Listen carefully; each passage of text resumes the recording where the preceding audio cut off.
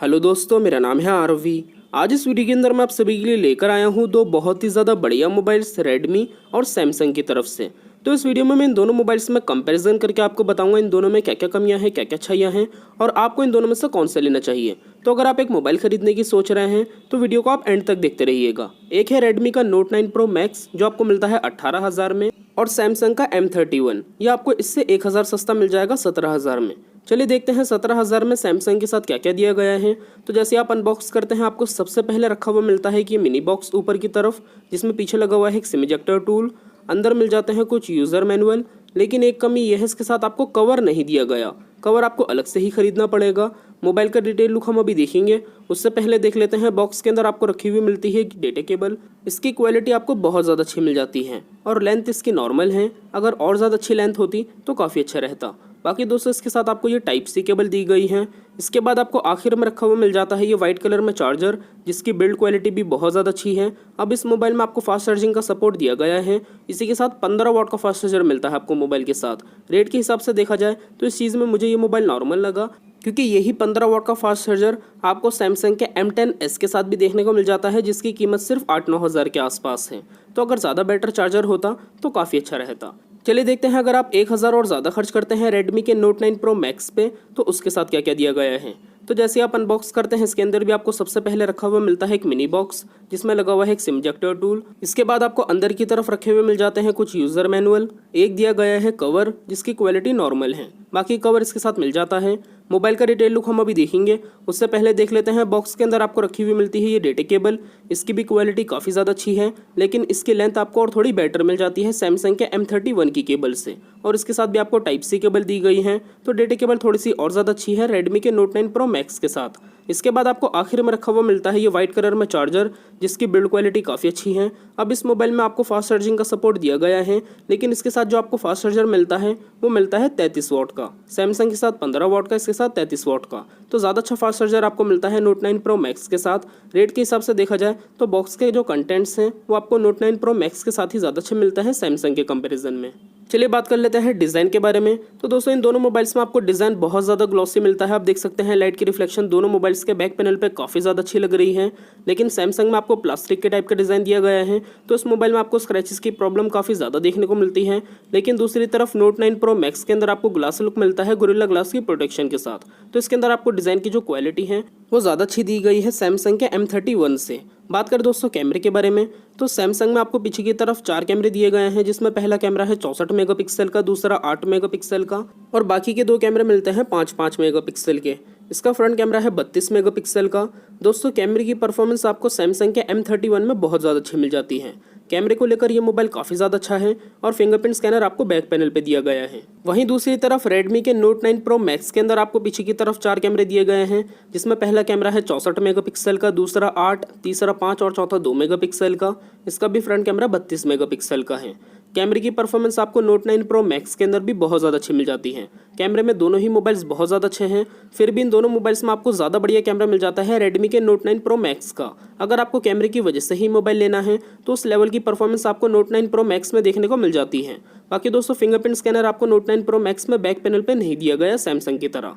इसके अलावा आप देख सकते हैं कंप्लीट डिज़ाइन। आपको इन दोनों मोबाइल्स में किसका डिज़ाइन ज़्यादा अच्छा लगा आप मुझे कमेंट करके ज़रूर बताइएगा। वैसे मुझे कलर तो सैमसंग का ही अच्छा लग रहा है, लेकिन अगर इसमें ग्लास लुक होता तो बहुत अच्छा रहता। बात करें दोस्तों डिस्प्ले के बारे में, तो सैमसंग के M31 में आपको 6.4 इंचज़ की डिस्प्ले मिलती है, और रेडमी के Note 9 Pro Max में आपको 6.67 इंचज़ की डिस्प्ले दी गई है।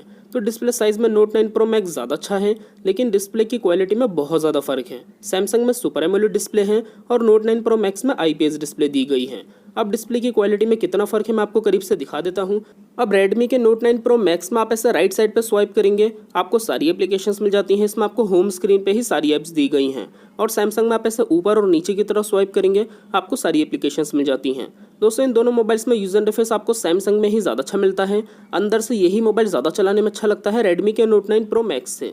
दोनों मोबाइल्स के डिस्प्ले में आपको करीब से दिखा देता हूँ बिल्कुल फुल ब्राइटनेस करके। सैमसंग में आपको वही नॉच वाला डिज़ाइन मिलता है डिस्प्ले का जो काफ़ी कॉमन है, लेकिन Note 9 Pro Max में आपको पंच होल कैमरा दिया गया है, डिस्प्ले के अंदर ही कैमरा है बीच में।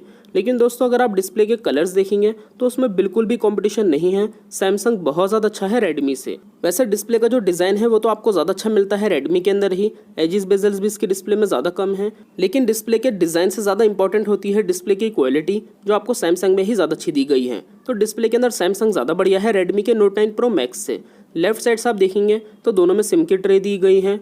अच्छी चीज़ ये है दोनों ही मोबाइल्स के अंदर आप 2 सिम कार्ड, 1 मेमोरी कार्ड, तीनों चीज़ एक साथ लगा सकते हैं। आप नीचे की तरफ से देखेंगे दोनों मोबाइल्स को तो आपको बिल्कुल सेम जगह पे charging port, speaker, mic, headphone jack मिल जाता है। साइडों से सिल्वर कलर का डिज़ाइन है नोट 9 प्रो मैक्स के अंदर, जो थोड़ा सा मुझे ज़्यादा बेटर लगा। राइट साइड से आप देखेंगे तो पावर के बटन्स और वॉल्यूम के बटन्स दिए गए हैं। नोट 9 प्रो मैक्स में आपको फिंगरप्रिंट स्कैनर पावर के बटन के अंदर ही मिलता है, बैक पैनल पे नहीं दिया गया। इस चीज़ का फ़र्क है इन दोनों मोबाइल्स में। आप मुझे कमेंट करके बताइएगा फिंगरप्रिंट स्कैनर आपको बैक पैनल पे ज़्यादा पसंद है या फिर पावर के बटन में। ऊपर की तरफ से आप देखेंगे तो नोट 9 प्रो मैक्स में आपको IR ब्लास्टर भी मिल जाता है, जिससे आपका MI रिमोट काम करता है, तो टीवी वगैरह आप इस मोबाइल से चला सकते हैं।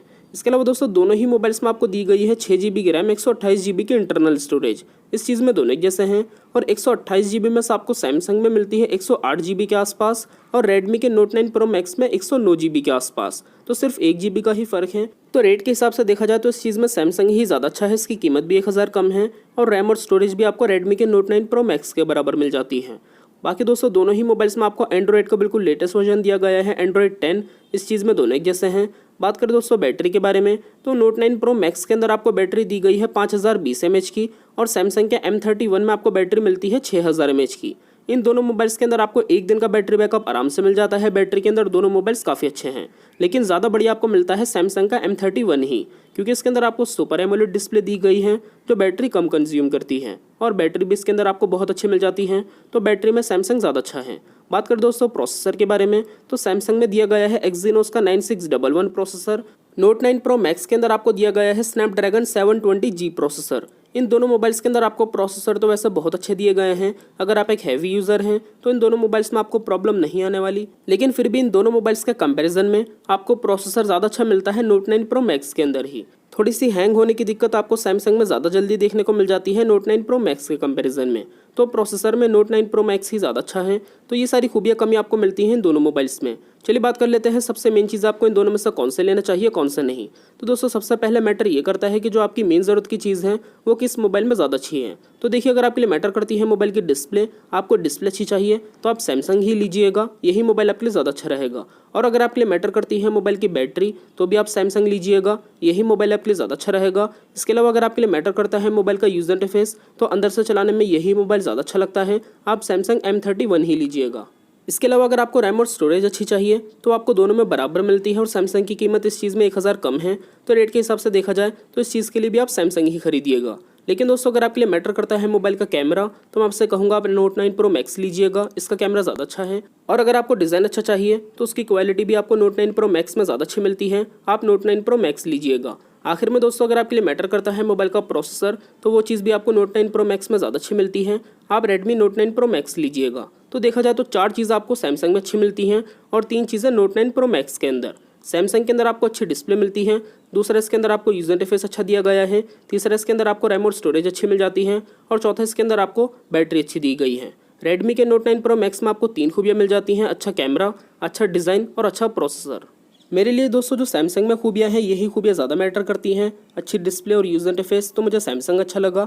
आप बताइएगा नीचे कमेंट करके आपको इन दोनों मोबाइल्स में कौन सा ज़्यादा पसंद आया, ये चीज़ कमेंट करके ज़रूर बताइएगा। वीडियो आपको पसंद आए तो वीडियो को लाइक कर दीजिए, वीडियो के नीचे जो लाल कलर का बटन है उसे दबा के चैनल को सब्सक्राइब कर लिएगा, बेल आइकन भी दबा दिएगा ताकि नई वीडियोज़ आप तक पहुँचती रहें। इसके अलावा वीडियो अगर आपको हेल्पफुल लगी तो अपने दोस्तों के साथ इस वीडियो को शेयर कर दिएगा व्हाट्सएप फेसबुक पर। मिलते हैं अगली वीडियो में, तब तक के लिए टेक केयर, बाय बाय।